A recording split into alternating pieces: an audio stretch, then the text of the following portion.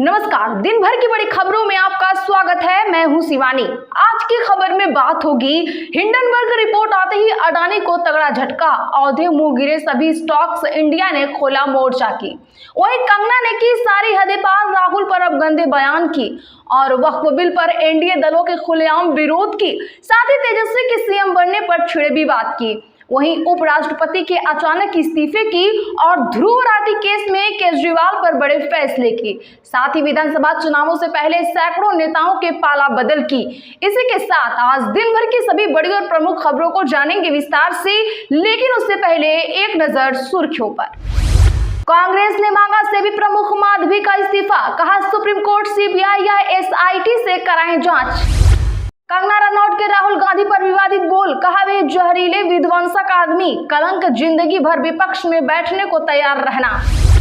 महाराष्ट्र विधानसभा चुनाव को लेकर भाजपा की बैठक, मुंबई में अध्यक्ष बोले सीट शेयरिंग और टिकट बंटवारे की जिम्मेदारी देवेंद्र फडणवीस को मिली।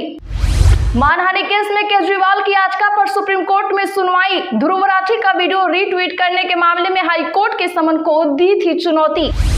सुप्रीम कोर्ट का आदेश, सबू बॉर्डर की एक लेन खोले, एम्बुलेंस, बुजुर्गों, महिलाओं, छात्रों को परेशानी हो रही, किसान बोले 15 अगस्त को निकालेंगे ट्रैक्टर मार्च। तेजस्वी यादव की कुंडली में नहीं सीएम बनने का योग, लल्लन सिंह ने की भविष्यवाणी, आरजेडी ने भी याद दिलाया पुराना ऑफर। बीआरएस नेता के कविता की जमानत याचिका पर सुनवाई, सुप्रीम कोर्ट ने ईडी और सीबीआई से जवाब मांगा। बता दें कि अगली सुनवाई अब होगी 20 अगस्त को। भाजपा बोली कांग्रेस शेयर बाजार खत्म करना चाहती है, हिंडनबर्ग में अमेरिकी बिजनेसमैन जॉर्ज सोरोस का पैसा लगा, कांग्रेस इनकी टूल किट का हिस्सा। वक्फ संशोधन विधेयक पर शिवसेना नेता की सलाह, बोले आम सहमति बनाकर मुस्लिमों को विश्वास में ले सरकार। हिंडनबर्ग बोला सेबी चीफ ने सफाई में आरोप स्वीकारे, साफ है कि उनका विदेशी फंड में निवेश, अडानी के भाई ने इससे शेयरों की कीमत बढ़ाई।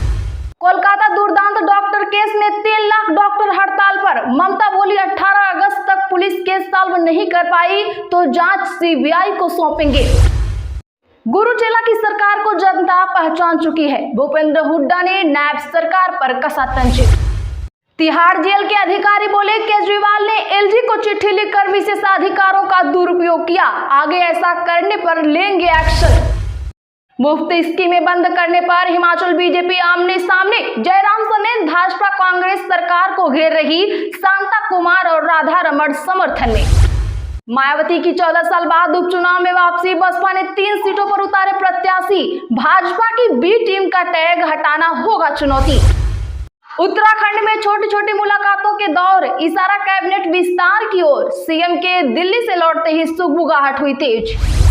हिंडनबर्ग रिपोर्ट के बाद अडानी के 8 शेयर गिरे, बाजार पर ज्यादा असर नहीं, सेंसेक्स 56 अंक गिरकर 79,648 पर हुआ बंद। विधानसभा चुनाव से पहले शरद पवार को तगड़ा झटका, बड़े नेता ने सैकड़ों कार्यकर्ताओं के साथ बीजेपी का थामा दामन। केजरीवाल पर मनीष सिसोदिया का बड़ा दावा, बोले कोई टूटा नहीं, कोई भटका नहीं, अब मैं बाहर आ गया हूँ। बांग्लादेश में भारतीय सेना की जीत का स्मारक तोड़ा, प्रदर्शनकारियों ने टुकड़े टुकड़े किए, इसमें 1971 जंग में पाकिस्तान की हार दिखाई थी। हरियाणा सीएम बोले पहलवानों के सहारे चुनाव में कांग्रेस, विनेश फोगाट को राज्यसभा भेजने के बयान पर पलटवार। दुष्यंत चौटाला ने भी कहा कि 4 सीटें खाली, जल्द फोगाट को भेजे राज्यसभा। किरोड़ी लाल मीणा के इस्तीफे पर भाजपा प्रदेशाध्यक्ष का बयान, बोले हमने इस्तीफा स्वीकार नहीं किया है, मैं शर्मिंदा हूं, जंग के हालात के बीच ईरान के उपराष्ट्रपति ने दिया इस्तीफा, बताई यह वजह। पूजा खेड़कर की गिरफ्तारी पर 21 अगस्त तक लगी रोक, दिल्ली हाई कोर्ट बोला लोअर कोर्ट पूर्व ट्रेनी आईएएस पर लगे आरोपों में उलझे, पुलिस यूपीएससी को नोटिस जारी। चलिए अब जानते हैं बड़ी और प्रमुख खबरों को विस्तार से, उससे पहले प्लीज वीडियो को लाइक कर दें, साथ ही आपसे रिक्वेस्ट खबर को आखिर तक जरूर देख लें। कांग्रेस ने मांगा सेबी प्रमुख माधवी का इस्तीफा, कहा सुप्रीम कोर्ट सीबीआई या एसआईटी से कराए जांच। दरअसल बता दें कि हिंडनबर्ग रिपोर्ट को लेकर कांग्रेस ने भी सेबी और भाजपा पर हमला बोला है। कांग्रेस ने सेबी प्रमुख माधवी बूच से इस्तीफा मांगा है, साथ ही सुप्रीम कोर्ट से मामले की जांच सीबीआई या एसआईटी से कराने की मांग की है। बता दें कि कांग्रेस महासचिव जयराम रमेश ने कहा कि अडानी मामले में सेबी समझौता कर सकती है, इसलिए मोदानी महाघोटाले के जांच के लिए संयुक्त संसदीय समिति का गठन किया जाए। कंगना रनौत के राहुल गांधी पर विवादित बोल, कहा वे जहरीले विध्वंसक आदमी, कलंक, जिंदगी भर विपक्ष में बैठने को तैयार रहना। दरअसल बता दें कि हिमाचल प्रदेश की मंडी सीट से सांसद कंगना रनौत ने नेता प्रतिपक्ष राहुल गांधी पर बड़ा वार किया है। कंगना ने एक्स पर पोस्ट कर लिखा कि राहुल गांधी सबसे खतरनाक आदमी है, वह कटु, जहरीले और विध्वंसक है। राहुल का एजेंडा है कि अगर वह प्रधानमंत्री नहीं बन सकते तो इस देश को नष्ट कर सकते हैं। कंगना ने लिखा, हिंडनबर्ग की रिपोर्ट हमारे शेयर बाजार को टारगेट करती है, जिसका राहुल गांधी कल रात समर्थन कर रहे थे। वह एक बेकार की बात साबित हुई। वह इस देश की सुरक्षा और अर्थव्यवस्था को अस्थिर करने के लिए हर संभव कोशिश कर रहे हैं। कंगना ने तंज कसते हुए कहा, राहुल गांधी आप जीवन भर विपक्ष में बैठने के लिए तैयार हो जाइए। इस देश की जनता आपको कभी भी नेता नहीं बनाएगी, आप एक कलंक हैं। क्या नेता प्रतिपक्ष पर ऐसा बयान देना सही है? कमेंट जरूर करें।